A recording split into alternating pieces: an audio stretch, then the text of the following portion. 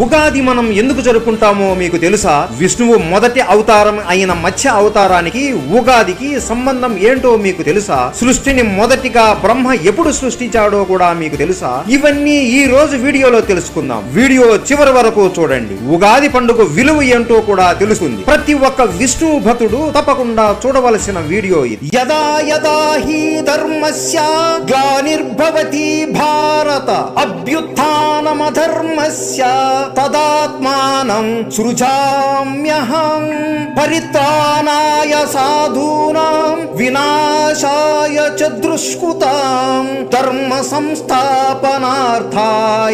సంభవామి యుగే యుగే. ఎప్పుడు అయితే ధర్మం గతి తప్పుతుందో, అధర్మం విజృంభిస్తుందో, అప్పుడు నేను భూమి మీద అవతరించి దుష్టులను హతమార్చి అధర్మాన్ని ఓడించి ధర్మాన్ని మళ్ళీ నిలుపుతాను అని ఈ శ్లోకం అర్థం. విష్ణువు ఎన్నెన్నో అవతారాలు ఎత్తాడు, కానీ ధర్మాన్ని రక్షించడానికి 10 అవతారాలు ఎత్తాడు. వాటిలో మొదటి అవతారమే మత్స్య అవతారం. బ్రహ్మదేవుడు ప్రతి ఉదయం సృష్టి నిర్మాణం మొదలుపెట్టి ఆ రోజు పూర్తి అయ్యేలోపు సృష్టించే పని ముగించుకొని యోగ నిద్రలోకి మళ్ళీ వెళ్ళిపోతాడు. అలా నిద్రలోకి వెళ్ళిపోగానే వెంటనే ప్రళయం వచ్చి సృష్టి అంతం అయిపోతుంది. మరుసటి రోజు నిద్ర నుండి లేచి మళ్ళీ సృష్టిని నిర్మించడం మొదలు పెడతాడు. ఇలా బ్రహ్మదేవుడి జీవితంలో గడిచే ఒక్క రోజుని కల్పం అని అంటారు. అదే కల్పాన్ని మనిషి జీవితంలో గడిచే సమయంతో పోలిస్తే 4.32 బిలియన్ సంవత్సరాలతో సమానం. అలా ఒక కల్పం నాడు సృష్టిని సృష్టించి యోగ నిద్రలోకి వెళ్ళిపోయాడు. అదే సమయంలో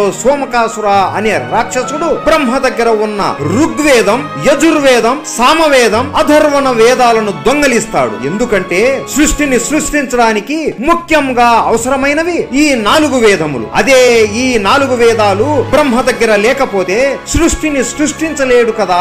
అప్పుడు ఈ సృష్టిని నేను పరిపాలించవచ్చు అని అనుకుంటాడు. అదే సమయంలో నైమిత్తిక అనే మహా ప్రళయం సంభవించే సమయం, అంటే ప్రళయం వచ్చి భూమి అంతం అయిపోయే సమయం. ఇదే మంచి సమయం అని సోమకాసురుడు అనుకొని ఆ వేదాలను తీసుకొని నీటి అడుగు భాగంలోకి వెళ్లి దాక్కుంటాడు. ఈ విషయం విష్ణువుకి తెలుస్తుంది. సరే అని విష్ణువు ఒక పథకం వేస్తాడు. భూమి మీద ఇంకా ప్రళయం రావడానికి కొన్ని సంవత్సరాలు ఉంటాయి. ఆ సమయంలో భూమిని పాలించే రాజు సత్యవ్రతుడు. ఈ సత్యవ్రతుడు విష్ణువుకి గొప్ప భక్తుడు, అలాగే ఎన్నో మంచి బుద్ధులు కలిగిన వాడు. ఒక రోజు ఉదయాన సత్యవ్రతుడు కృతమాల అనే నదిలో స్నానం చేస్తుండగా చేతులలోకి నీళ్లు తీసుకుని సూర్య నమస్కారం చేస్తున్నప్పుడు అనుకోకుండా ఒక చిన్న చేపను పట్టుకుంటాడు. వెంటనే మళ్ళీ నదిలోకి వదులుతుండగా ఆ చేప ఇలా మాట్లాడుతుంది. ఓ దయగల రాజా, నన్ను చూశావా? ఎంత చిన్నగా ఉన్నానో. నేను ఇంత పెద్ద నదిలో బ్రతకలేను. నన్ను ఏదో ఒక పెద్ద చేప చంపేస్తుంది. నన్ను మీరే కాపాడాలి అని అనగా సత్యవ్రతుడు సరే అని ఆ చేపను ఒక చిన్న కుండలో వేస్తాడు. అలా ఒక రోజు గడుస్తుంది. మరుసటి రోజు ప్రొద్దున్నే ఆ చేప, ఓ రాజా, ఈ పాత్రలో నాకు చోటు సరిపోవడం లేదు. ఏదైనా పెద్ద పాత్రలో నన్ను వదులుతారా అని అడుగుతుంది. సరే అని సత్యవ్రతుడు ఒక పెద్ద కుండని తీసుకొని ఆ కుండలో ఉంచుతాడు. ఒక గంటలోనే ఆ చేప ఆ కుండ కంటే పెద్దగా మారిపోతుంది. వెంటనే సత్యవ్రతుడు ఆ చేపని తన మహల్లో ఉన్న నీటి సరస్సులోకి మారుస్తాడు. అక్కడ కూడా కొంత సమయంలోపే పెద్దగా మారిపోతుంది. అలా సత్యవ్రతుడు ఆ చేపను ఎన్ని ప్రదేశాలలో మార్చినా ఆ ప్రదేశం కన్నా పెద్దగా మారిపోతూనే వస్తుంది. చివరిగా ఆ చేపను ఒక సముద్రంలోకి వదులుతాడు. అప్పుడు ఆ చేప, ఓ రాజా, ఎందుకు నన్ను ఇంత పెద్ద సముద్రంలో వదులుతున్నారు? నాకు భయం వేస్తుంది అని అంటుంది. అప్పుడు సత్యవ్రతుడు నవ్వుతూ,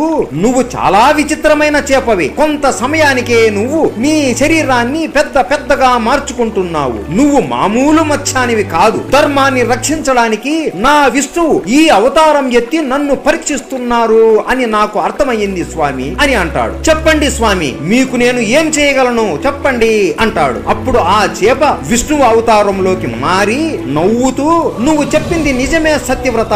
నేను ఒక మహోత్తరమైన కార్యానికై ఈ అవతారం ఎత్తాను. నాకు నీ అవసరం చాలా ఉంది. ఈ రోజు నుండి ఇంకో 7 రోజులలో ఒక మహాప్రళయం వచ్చి ఈ 3 లోకాలు పూర్తిగా మునిగిపోతాయి. భూలోకం మునిగిపోయే సమయంలో ఒక నావ ఏలుతూ నీ వద్దకు వస్తుంది. అది నీ దగ్గరికి వచ్చిన వెంటనే అన్ని రకాల విత్తనములు, ఔషధములు అన్ని ఆ నావలో భద్రంగా దాచు. అలాగే సప్త ఋషులను నీకు తోడుగా తీసుకొని రా. నీ ఈ ప్రయాణం మొత్తం వెలుతురు లేకుండా చీకటిలో మునిగిపోయి ఉంటుంది. ఆ సమయంలో ఋషుల నుండి వచ్చే తేజస్సు నీకు మార్గదర్శకం చేస్తుంది. అలాగే ఇంకొక ముఖ్యమైన విషయం, నువ్వు వెళ్లే ఈ మార్గంలో సముద్ర అలలు ఆవేశముతో పొంగుతూ ఉంటాయి. కానీ భయపడకు, నేను మీ దగ్గరే పక్కనే నీటిలో ఈ మత్స్య అవతారంలో తోడుగా ఉంటాను. నన్ను చూసిన వెంటనే వాసుకి సర్పాన్ని తాడులాగా చేసుకొని నా కొమ్ముకి కట్టు. ఇది చాలా ముఖ్యం సత్యవ్రత.